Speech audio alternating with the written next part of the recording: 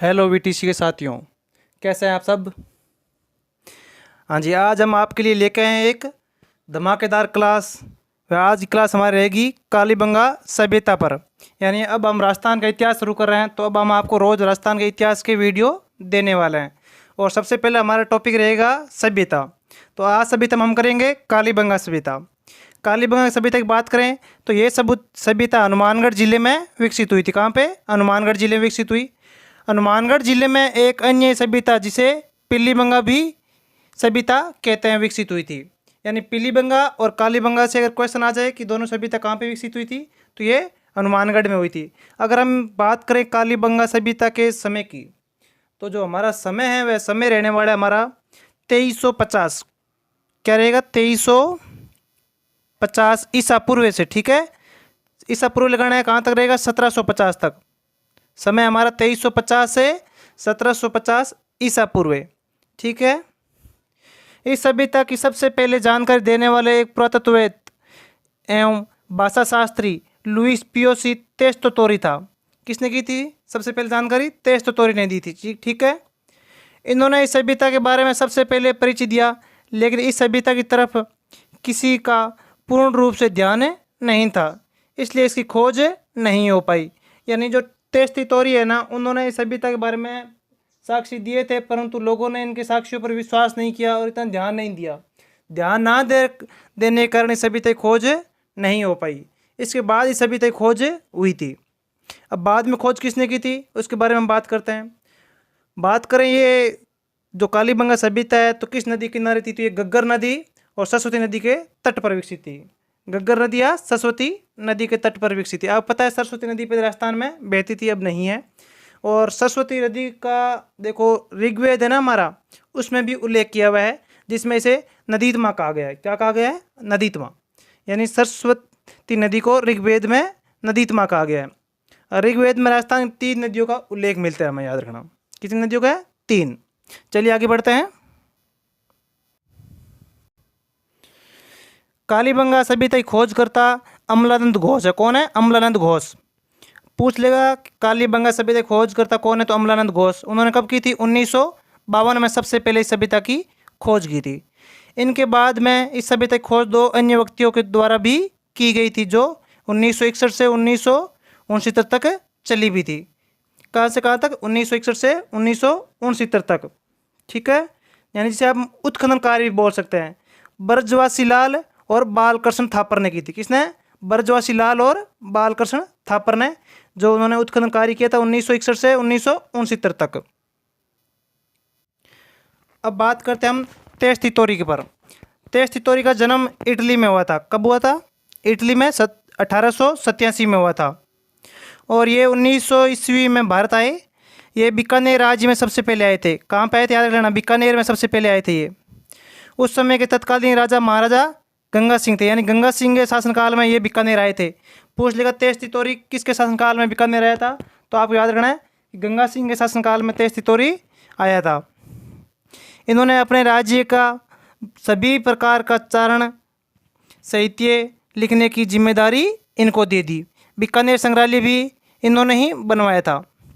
कालीबंगा सभ्यता का कालक्रम carbon dating पद्धति के अनुसार है। कौन सी पद्धति? कार्बन डेटिंग पद्धति, यानी C14 भी हम किसे कह सकते हैं। क्या? C14 पद्धति के अनुसार है। 2350 से 1750 ईसा पूर्व इसका समय माना जाता है कालीबंगा सभ्यता का। चलिए आगे देखते हैं हम कालीबंगा नाम का क्या अर्थ होता है और ये किस भाषा का है। जो कालीबंगा शब्द है ये सिंधी भाषा का है। कौन सी भाषा का है? सिंधी भाषा का एक शब्द है जिसका शाब्दिक अर्थ होता है काले रंग की चूड़िया। कालीबंगा का शाब्दिक अर्थ क्या है? काले रंग की चूड़िया। याद रखना। इस स्थल से काले रंग की चूड़िया की बहुत सारे ढेर प्राप्त हुए, इसलिए इस सभ्यता का कालीबंगा सभ्यता का नाम दिया गया। पूछ ले कि सभ्यता का नाम कालीबंगा क्यों पड़ा? कि यहाँ से हमें बहुत ज़्यादा संख्या में काले रंग की चूड़ियाँ मिली थी, इसलिए इस सभ्यता का नाम हमने कालीबंगा सभ्यता दे दिया था। कालीबंगा की सभ्यता भारत की ऐसी पहली सभ्यता स्थल है जो स्वतंत्रता के बाद खोजी गई। ये एक कांस्य युगीन सभ्यता, यानी इस समय कांस्य का ज़्यादा प्रयोग होता था। याद रखना, कांस्य युगीन प्रयोग, यानी इस समय कांस्य का प्रयोग होने लग गया था। और स्वतंत्रता के बाद खोजी गई पहली सभ्यता कौन सी है? कालीबंगा सभ्यता, याद रखना। मोहनजोदड़ो जो हड़प्पा है ना, तो उसके बारे में भी हम क्लास लेकर आएंगे, परंतु उनको खोजा गया तो 1921 में, ठीक है। और 22 में खोजा गया तो मोहनजोदड़ो को, हड़प्पा को 1921 में, और 24 में दुनिया के सामने रखा था। उस समय जो हमारा डायरेक्टर था जॉन मार्शल लो, याद रखना, जॉन मार्शल तो जो हमारे डायरेक्टर था पुरातत्ववादियों का उस समय भारत में। हनुमानगढ़ जिले से इस सभ्यता से संबंधित जो भी वस्तुएं प्राप्त हुई है उनको सुरक्षित रखने के लिए राजस्थान सरकार के द्वारा 1985-86 में कालीबंगा संग्रहालय की स्थापना की गई। कालीबंगा संग्रहालय की स्थापना कब की गई थी, याद रखना, 1985-86 में। ये संग्रहालय हनुमानगढ़ जिले में स्थित है, याद रखना। दो क्वेश्चन हमारे यहाँ पे बन गया है कि कालीबंगा संग्रहालय कहाँ स्थापित है, तो हनुमानगढ़ में है, और इसकी स्थापना कब की गई थी, तो 1985-86 में। क्यों, ये इसलिए की गई थी कि जो भी हमें कालीबंगा सभ्यता से जब खोज की गई तो उसमें जो हमें अवशेष मिले, उन अवशेषों को सुरक्षित रखने के लिए एक संग्रहालय बनाया गया था। चलिए आगे बढ़ते हैं। अब हम बात करते हैं कालीबंगा सभ्यता की विशेषता।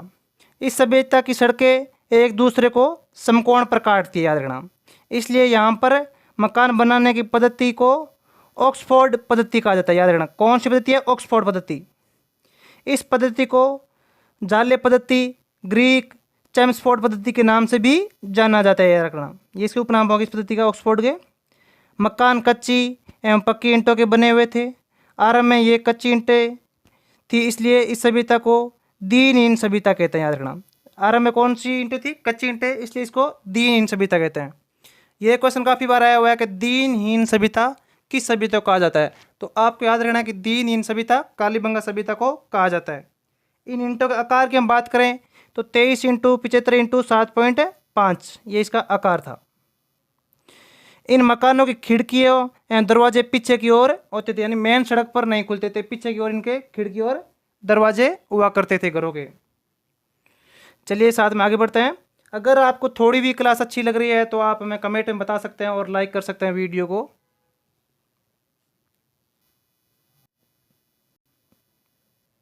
आगे बात करते हैं। जो नालियाँ थी, जो नालियाँ वह लकड़ी की बनी हुई थी। किसकी थी, लकड़ी की बनी होती थी। आगे चलकर इन नालियों का निर्माण पक्की ईंटों से भी होता था। विश्व में एकमात्र ऐसा स्थान जहाँ लकड़ी की बनी नालियाँ मिली है वह कौन सा, कालीबंगा, याद रखना। ये महत्वपूर्ण लाइन आपको याद रखने लायक है कि विश्व में एक ऐसा मात्र स्थान है जो खोजा गया है, कालीबंगा, जहाँ पर लकड़ी की बनी हुई हमें नालियाँ के अवशेष मिलते हैं। विश्व की प्राचीनतम जुते हुए खेतों के प्रमाण इसी सभ्यता से मिलते हैं, यानी खेती के जो जुते हुए प्रमाण है ना वह इसी सभ्यता से मिले थे कि यहाँ पे खेती होती थी। वैसे हरियाणा से हल मिले थे, कच्चे हल मिले थे, परंतु जुते हुए खेत के जो साक्ष्य है वह कालीबंगा से ही मिले हैं। यहाँ पर मिले हुए मकानों के अंदर की दीवारों में दरारें मिलती हैं, इसलिए माना जाता है कि विश्व में प्राचीनतम भूकंप के प्रमाण ही यहीं से प्राप्त हुए। ये भी आप याद रखना है, भूकंप के प्राचीनतम प्रमाण कहाँ से हुए थे, इस सभ्यता से हुए। यहाँ के लोग एक साथ में 2 फसलें जौ और गेहूं को करते थे, अर्थात फसलों को होने का प्रमाण भी यहीं से मिला, याद रखना। यानी यहाँ पे एक साथ 2 फसलें होती थी, गेहूं और जौ की। यहाँ पर उत्खनन के दौरान यज्ञ कुंड अग्नि निवेदी प्राप्त हुए हैं। यहाँ के लोग बलि प्रथा में भी विश्वास रखते थे। ये आपको याद रखना है कि कालीबंगा के जो लोग थे वह बलि प्रथा पर भी विश्वास करते थे, और यज्ञ कुंड वह यहाँ पे मिला, यानी यहाँ देवता की पूजा करते थे, देवी माताओं की, अपने आराध्य देव या लोक देवियों, कुल देवियों की पूजा करते थे और उनके लिए बलि भी चढ़ाते थे। बात करें अगर इनके पालतू जानवर की, तो इस सभ्यता का पालतू जानवर था कुत्ता, याद रखना। कौन था, कुत्ता। ये सभ्यता के लोग ऊंट से भी परिचित थे।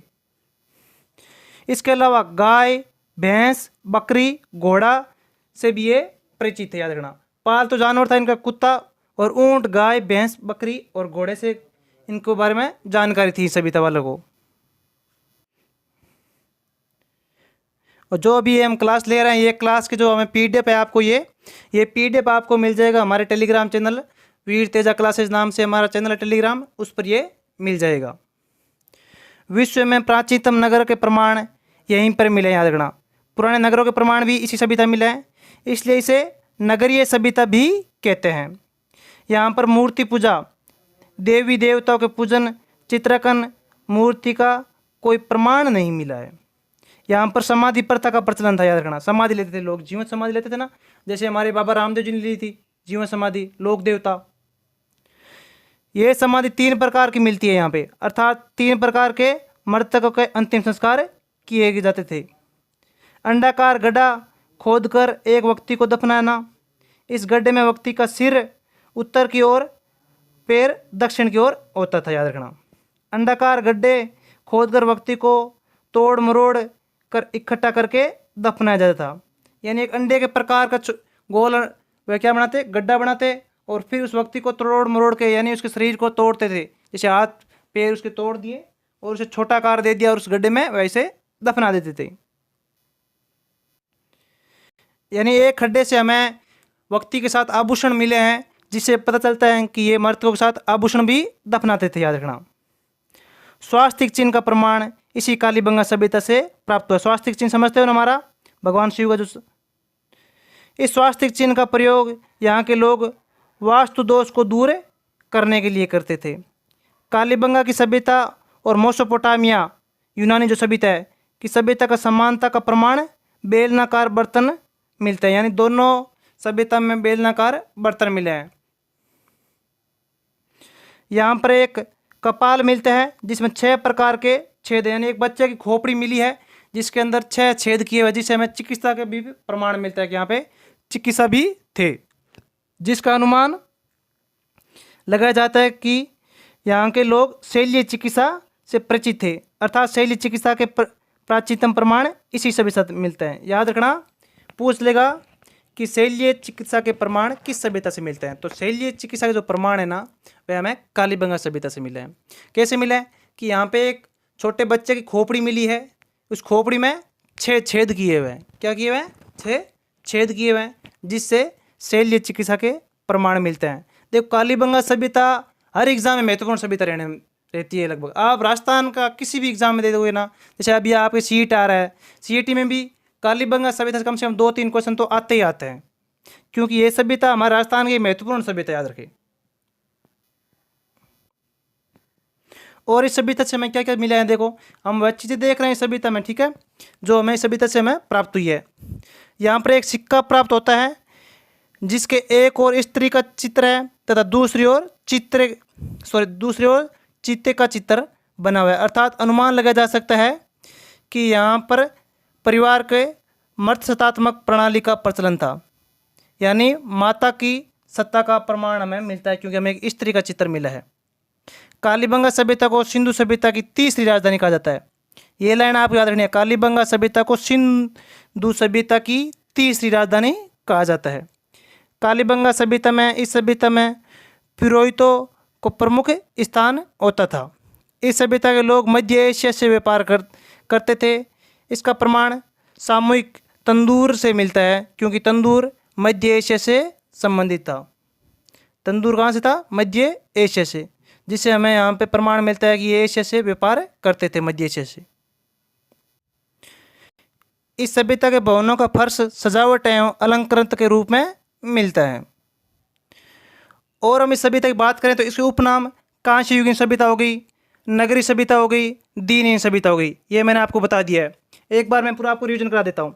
कालीबंगा सभ्यता 2350 ईस्वी पूर्व से 1750 ईस्वी पूर्व इसके समान माना जाता है। किसके अनुसार? C14। किसके अनुसार? C14 पद्धति के अनुसार। ये सभ्यता कहाँ पे है? हनुमानगढ़ में। किस नदी के तट पर थी ये? गग्गर नदी या सरस्वती नदी के तट पर विकसित थी। सरस्वती को ऋग्वेद में क्या कहा गया? नदीतमा कहा गया है। बंगा पंजाबी भाषा का शब्द है जिसका अर्थ होता है चूड़ी या बंगड़ी होता है। कालीबंगा का शाब्दिक अर्थ है काली चूड़िया। कालीबंगा से हड़प्पा एवं प्राक हड़प्पा युग के अवशेष भी मिले हैं। खोज 1951-52 में किसने की थी? अमलानंद घोष ने की थी। अगर पूछे उत्खनन कार्य तो वह होता हमारा 1961 से। कब से? 1961 से 1969 तक। किसने किया था? ब्रजवासी लाल और बालकृष्ण थापर ने। और बात करें उपनाम की तो कांस्य युगीन सभ्यता, नगरी सभ्यता, दीनहीन बस्ती, और ये क्या थी? सिंधु घाटी की तीसरी राजधानी। ये किसने कहा था? दशरथ शर्मा ने कहा था, याद रख लेना। दोहरा परकोटे की सभ्यता थी, याद रखना। कौन सा परकोटा? दोहरा परकोटे की। विशेषता नगर नियोजन नगर को दो भागों में विभाजन था इसका। पश्चिमी भाग कौन सा था? दुर्गीकृत, और पूर्वी भाग अदुर्गीकृत था। और इसकी विशेषता थी समकोण प्रकार थी, सड़कें थी इसकी, पक्की एवं ढकी हुई नालियों की व्यवस्था जो लकड़ी की थी। जुते हुए खेत के एकमात्र साक्ष्य यहीं से मिले हैं। मुख्य फसल कौन सी थी इनकी? गेहूँ है, जौन थी। अग्निकुंड के दृश्य मिले हैं। और क्या मिले? भूकंप के साक्ष्य मिले हैं। यहाँ लोग शव को गाड़ते थे कौन से कब्र में? अंडाकार कब्र में, याद रखना। कौन सी कब्र थी? अंडाकार। कौन सी कब्र याद रखेगी? अंडाकार कब्र में गाड़ते थे, ठीक है। और क्या चीज़ था? सिंधु घाटी सभ्यता में जो घर मिले हैं उनके दरवाजे मुख्य सड़क पर ना खुलकर गली में खुलते थे, वैसे ही कालीबंगा में भी मिले हैं। शैल्य चिकित्सा के अवशेष मिले हैं। यानी बालक की खोपड़ी में कितने छेद थे?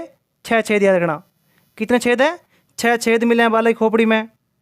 खिलौने की गाड़ी मिली है। काले मर्द पात्र मिले हैं।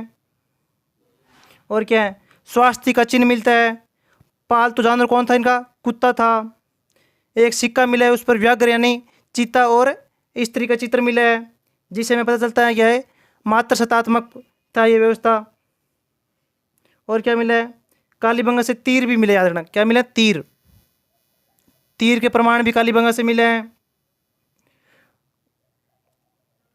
इनके चूल्हे वर्तमान तंदूर की तरह थे, ठीक है। बड़े बड़े स्नानघर और अन्नाघर भी मिले हैं, यानी अन्न इकट्ठा करने के लिए।